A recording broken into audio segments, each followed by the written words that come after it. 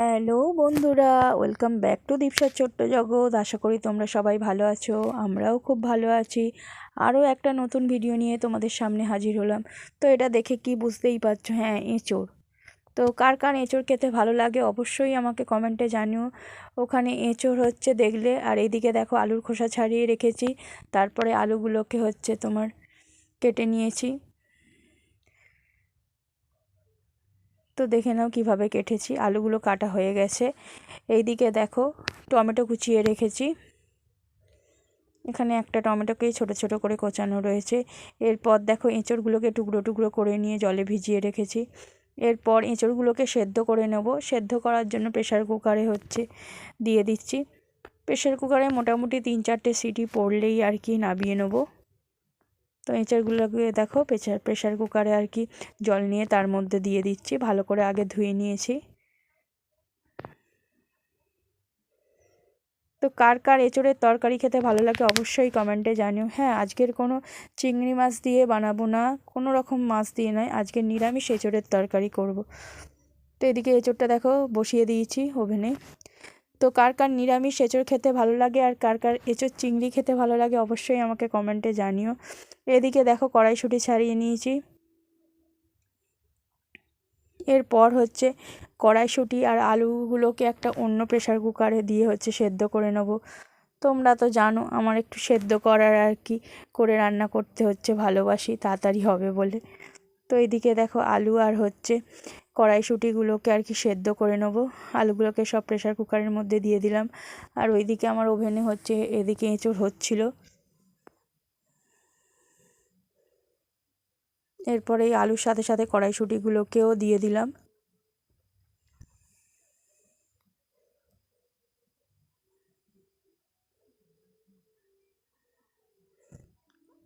অনেকগুলিই কড়াইশুঁটি দিয়েছিলাম, তোমরা যে যার মতো প্রয়োজন অনুযায়ী দেবে। আমার যেহেতু কড়াইশুঁটি দিয়ে যে কোনো তরকারি খেতে ভালো লাগে বলে আমি বেশি করে একটু কড়াইশুঁটি দিয়েছি। দীপশা আবার কড়াইশুঁটি একদমই পছন্দ করে না।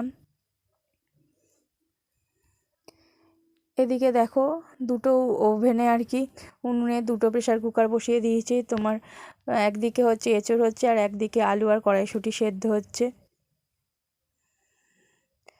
মোটামুটি 4-5টা হচ্ছে সিটি দেওয়ার পরই আমি হচ্ছে নামিয়ে দেবো।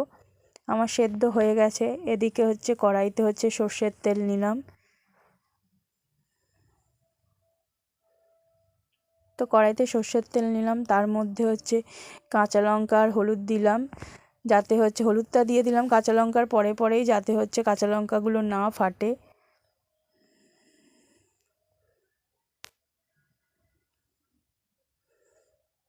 এরপরে কাঁচা লঙ্কা হলুদ দেওয়ার পর হচ্ছে সামান্য পরিমাণে জিরে গুঁড়ো দিয়ে দিলাম।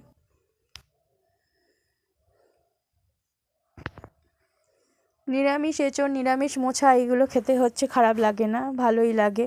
তো চিংড়ি মাছ দিয়ে খেতে তো আরোই ভালো লাগে।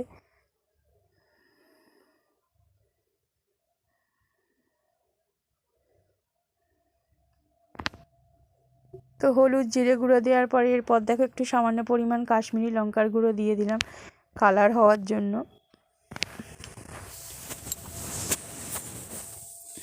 কালারটাই মেন, কালারটা সুন্দর হলে খেতেও খুব ভালো লাগে।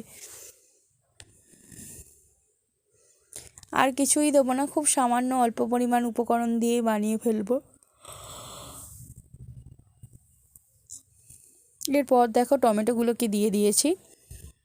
এরপর টমেটো আর ওই মশলাগুলো দিয়ে ভালো করে কষাতে হবে, দেখবে তেল ছাড়বে। তো দেখো এবারে হচ্ছে তেল ছাড়ছে। এরপরে হচ্ছে স্বাদ মতো নুন দিয়ে দেবো। স্বাদ মতো নুন দিয়ে দিলাম।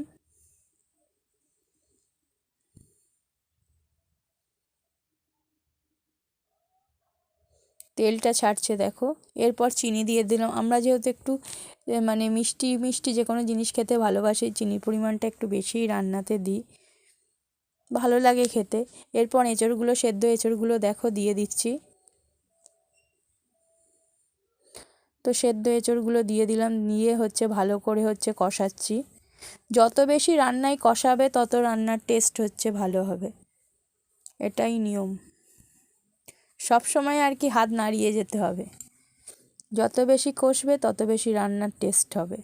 এরপর দেখো সেদ্ধ করা আলু আর কড়াইশুঁটিগুলো দিয়ে দিচ্ছি। এঁচোড়টা মোটামুটি কষানো আমার হয়ে গেছে।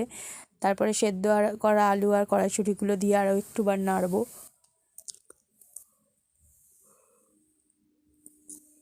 দেখো ভালো করে নাড়াচ্ছি।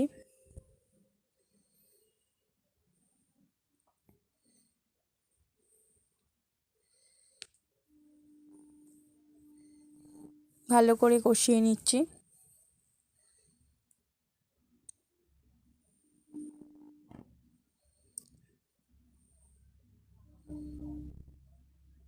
তো ভালো করে একটু কষিয়ে নিলাম। এরপর সামান্য পরিমাণ জল দেব। দেখো সামান্য পরিমাণ জল দেওয়ার পর একটু ফুটবে, ফুটলেই রেডি আমার নিরামিষ এঁচোড়।